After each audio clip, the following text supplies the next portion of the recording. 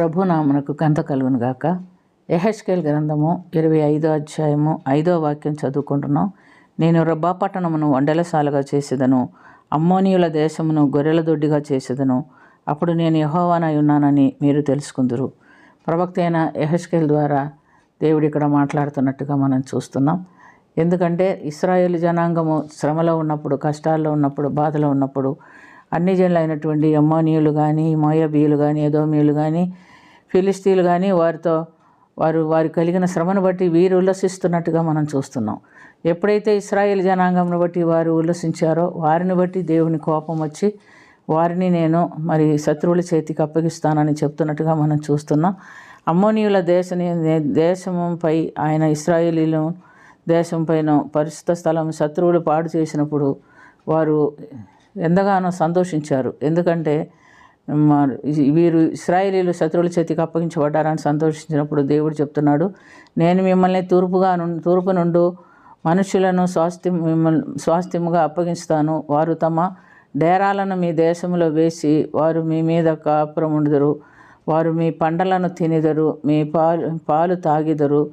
నేను రబ్బా పట్టణములందు వండలిసాలుగా చేసేదను అని అమ్మోనీయుల దేశమును గురించి, గొర్రెల దొడ్డిని గురించి, గొర్రెల దొడ్డిగా చేసేదనే దేవుడు వాళ్ళతో మాట్లాడుతున్నట్టుగా మనం చూస్తున్నాం. ప్రియమైనటువంటి దేవుళ్ళారా, మనకున్న సహజమైన స్వభావం అది. మన శత్రువులు కానీ, మన పక్కన ఉన్న వాళ్ళు కానీ కష్టంలో ఉన్నప్పుడు చూసి ఆనందించే, సంతోషించే స్వభావం మనుషులకు ఉన్నది. అయితే దేవుని యొక్క వాక్యం ఏం చెప్తుందంటే, సామెతల గ్రంథం 24:18-19 ఏం చెప్తున్నాను? నీ శత్రువు పడినప్పుడు సంతోషింపకము, వాడు తొట్టిల్లినప్పుడు నీ మనసును ఉల్లసింపకము. యెహోవా అది చూచి అసహించుకొని వాని మీద నుండి తన కోపం త్రిప్పుకొనదేమో అని చూస్తున్నాం. ఇంకా మనం గమనిస్తే సామెతలు 25:21 నీ శత్రువు ఆకలి కొనినప్పుడు వానికి ఆహారం పెట్టము, వారికి దాహమేమో. అప్పుడు దేవుని యొక్క కోపము వారి మీద నుంచి మన మీద నుంచి తొలగిపోయి వారి మీద నిలుచును. నీవు వారికి నెత్తిన నిప్పులు గొప్పగా పోసేదు అంటే దాని అర్థం ఏంటంటే, ఇక మీదట మనకు వారి మీద కోపం ఉండదు, వారికి మన మీద కోపం ఉండదు. వారు మనల్ని క్షమించి మనల్ని ప్రేమిస్తారని అర్థము. కాబట్టి ప్రియమైనటువంటి దేవుని బిడ్డలారా, మనం ఎప్పుడైనా మన శత్రువులు శ్రమలో ఉన్నప్పుడు, కష్టాల్లో ఉన్నప్పుడు వాళ్ళని చూసి ఆనందించకూడదు, కానీ వాళ్లకు మనం చేయగలిగినటువంటి సహాయం చేయాలి. అయితే అమ్మోనీయులు యూదావారిని చూసి వాళ్ళు అసహించుకున్నారు, సంతోషించారు.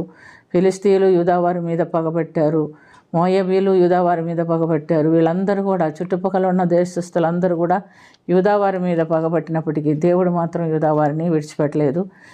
దేవుడు వారికి తోడుగా ఉండి సహాయం చేసినట్టుగా మనం చూస్తున్నాం. కాబట్టి మనం కూడా నేర్చుకోవాల్సింది ఏమిటంటే, నీ శత్రువుని ప్రేమించి వారి కొరకు ప్రార్థన చేయమన్నాడు దేవుడు. వారికి భోజనం పెట్టమన్నారు, వారిని దగ్గర తీసుకోమన్నారు. వారికి మనం సువార్త చెప్తే అలాంటి సమయంలో వారు తప్పకుండా దేవుని అంగీకరించి దేవుని బిడ్డలుగా మార్చబడదురు. ఉదాహరణకు మనం గమనించినప్పుడు సౌలు శత్రువులు ఇశ్రాయేలీల మీద పగ తీర్చుకోవటానికి, దేవుని బిడ్డలను చంపటానికని పత్రికలు తీసుకొని దమస్కుకు బయలుదేరి ఉన్నాడు. అటువంటి సమయంలో దేవుడు సౌలును ప్రేమించి, సౌలు ఆత్మీయ మరణము, శారీరక మరణం రెండు పొందటం దేవుడికి ఇష్టం లేక ఆయన సంధిస్తున్నట్టుగా మనం చూస్తున్నాం. వెలుగులో నుండి సౌలుతో మాట్లాడినప్పుడు, నువ్వెవరు ప్రభు అంటే, నీవు హింసిస్తున్న యేసును అని చెప్పినప్పుడు వెంటనే సౌలు కంటి చూపు లేకుండా 3 దినములు ఉపవాసం ఉండి దేవుని సన్నిధిలో మొరబెట్టినప్పుడు దేవుడు తిరిగి అతనికి కంటి చూపించి శిష్యులందరికంటే కూడా గొప్ప పరిచయం చేయడానికి ఆయనకు సహాయం చేసినట్టుగా మనం చూస్తున్నాం. కాబట్టి ప్రియమైనటువంటి దేవుని బిడ్డలారా, మన దేవుని వైపు మనం తిరిగిన ఎడల ఆయన మనల్ని గొప్పగా వాడుకుంటారు. మనం ఎవరిని ప్రేమించినా ప్రేమించకపోయినా దేవుడు మనల్ని ప్రేమిస్తున్నాడు. మనల్ని ప్రేమించి మనం నశించిపోకుండా ఉండనట్లుగా ఆయన జాగ్రత్త చేసుకుంటున్నాడు. ఈ విధముగా ఇశ్రాయేల్ని నాశనం చేయాలి, క్రైస్తవులను నాశనం చేయాలని చూస్తున్నటువంటి సౌలును దేవుడు ఆయన ఆత్మీయ మరణం నుండి, శారీరక మరణం నుంచి తప్పించి గొప్ప సేవకుడుగా మార్చినట్టుగా మనం చూస్తున్నాం. కనుక మనం ఇక మీదట ఎవరి మీద పగబెట్టుకోకుండా ప్రతి ఒక్కరిని ప్రేమించి వారి కొరకు ప్రేమతో ప్రార్థన చేసి వారిని కూడా రక్షించేదానికి దేవుడు మనకు బాధ్యత ఇస్తున్నాడని ఈ వాక్యాల ద్వారా మనం తెలుసుకుంటున్నాము. అలాంటి ఆత్మీయ నడిపింపు కొరకు మనం కూడా ప్రయాసపడదాం, ప్రార్థన చేస్తాం. ప్రేమ కలిగిన తండ్రి, కృప కలిగిన ప్రభువా యేసు రక్షక, ఇశ్రాయేలీలకు వ్యతిరేకంగా నిలబడినటువంటి మోయాబీయులు, ఫిలిస్తీయులు, అమ్మోనీయులు వీరందరినీ కూడా నా తండ్రి మీరు కఠినమైన శిక్షకు అప్పగించి శత్రువుల చేతికి అప్పగించినట్టుగా మనం చూస్తున్నాం.